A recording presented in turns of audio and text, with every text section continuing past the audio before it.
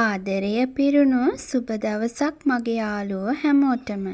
මගේ ජීවිතයේ තවත් ලස්සන දවසක් ඔයාලත් එක්ක බෙදා ගන්නයි මම මේ සූදානම් වෙන්නේ. මම මේ ලේස්ති වෙන්නේ කප් කේක් ටිකක් හදලා ගන්නයි. මේ විදියට මේ කප් කේක් හදන්න හරිම ලේසි. මම හිතුවා ඔයාලත් එක්කත් මේ රෙසිපි එක බෙදා ගන්න ඕනි කියලා. මම මේ කප් කේක් හදන්න අරගෙන තියෙන්නේ පාන් පිටි ග්‍රෑම් 100යි, සීනි ග්‍රෑම් 100යි, ඇස්ට්‍රා ග්‍රෑම් 100යි. ඒ වගේම ලොකු බිත්තරෙකුයි. සීනි, ඇස්ට්‍රායි, බිත්තරයි ටික මම බෙන්ඩර් ජාර් කප් එකට දාලා ඒක ටිකක් බෙන්ඩර් කරගත්තා. ඊට පස්සේ බෙන්ඩර් කරගෙන ඉවර වෙලා මේ වගේ බෝල් එකකට මම මේ ටික දාලා ඒකට පාන් පිටි ටික, බේකින් පවුඩර්, වැනිලා ටික දාලා මම මේ වගේ හොඳට කවලන් කරලා ගන්නවා. කප් කේක් බටර් එක හදාගන්න කලින් මේ ට්‍රේ එක හදාගන්නව නම් ලේසි. ඒක මට හදාගන්න බැරි වුණා කලින්. දැන් ඒක නිසා මම ටට්ටක් ගාලා මේ ටික හදාගෙන මේ වගේ බටර් එක මේ කප් වලට දාලා ගන්නවා. ඔයාලට පේනවා ඇති මම මේ බටර් එකට පුංචි වෙනසක් කරා. මම මේ බටර් කේක් මිශ්‍රණයට චොක්ලට් පවුඩර් වලින් ටිකක් දාලා ආපහු මිශ්‍රණය පොඩ්ඩක් කවලම් කරලා ගත්තා. ඒ විදියට චොක්ලට් කප් කේක් ටිකකුත් මම හදාගත්තා. බටර් කප් කේක් වලට මම චොක්ලට් බටර් එකනොත් ටික ටික පමණක් ඒවට දාලා ගත්තා. ඒකත් හරි ලස්සනට අවසාන හැදලා තිබුණා. ඔයාලත් වෙලාවක මේ විදියට කප් කේක් හදලා බලන්නකෝ. මට නම් මේ රෙසිපි එක හරිම ලේසි. ඉක්මනට පහසුවෙන් මේක හදලා ගන්න පුළුවන්.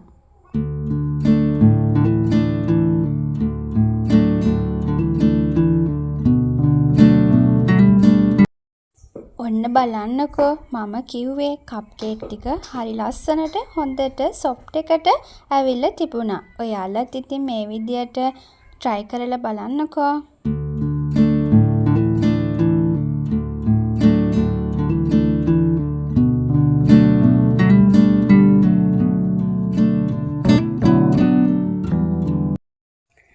මේ දැන් ටිකක් හවස් වෙලා. මේ හවස 5ට 5:00 විතර ඇති.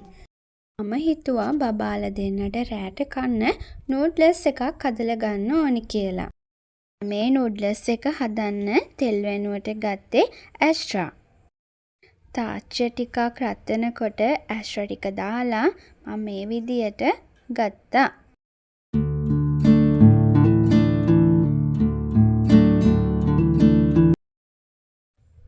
ඒකට සුදු ලුණු, රම්ප කරපිංචා, ඒ වගේම මම මේකට සොසේජස් ටිකක් දානවා, කැරට්, ලීස්, ලුණු, ගෝවා, ඒ වගේම මල් ගෝවා ටිකකුත් විශේෂයෙන්ම දානවා.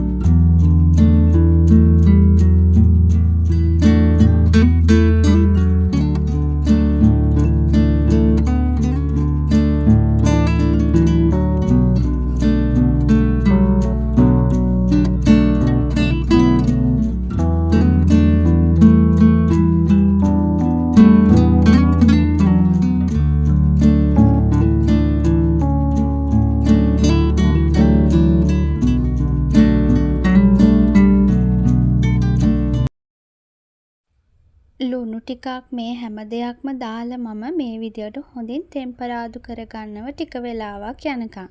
විනාඩි 3ක් විතර මේ විදියට තෙම්පරාදු කරගෙන ඊට පස්සේ මේකට මම නූඩ්ලස් ටික මිශ්‍ර කරලා මේ විදියට හොඳින් කවලම් කරලා ගන්නවා.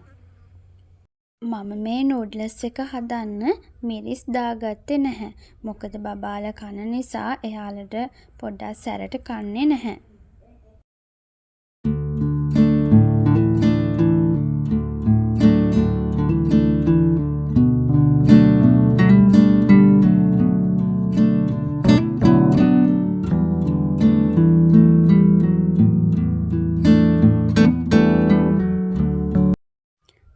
නූඩ්ලස් එක හදාගෙන ඉවර වෙලා මම ඒකට බිත්තරයක් මේ විදියට හදලා ගන්නවා. ඇෂ ටිකක් දාලා ඒක චුට්ටක් රත් වෙනකන් ඉඳලා ඒකට බිත්තරයක් දාලා බිත්තරේ උඩින් ගම්මිරිස් චුට්ටක් ලුණු චුට්ටක් මේ විදියට දාලා බිත්තරේකුත් හදාගත්තා මම. මම බබාලට නිතරම නූඩ්ලස් ඒ වගේම සොසේජස් මේ විදියට හදලා දෙන්නේ නැහැ. හදිසියෙන් දවසකට තමයි මම එයාලට මේ විදියට සොසේජස් එහෙම දාලා නූඩ්ලස් එකක් හදලා දෙන්නේ. මොකද බබාලට ඒව නිතර දෙන්න හොඳ නැති නිසා. ඔන්න ඔය විදියට තමයි මම හදලා ගත්ත නූඩ්ලස් එක තියෙන්නේ. අදට මම ගිහින් එන්න. ඔයාලා සතුටින් පරිස්සමෙන් ඉන්න.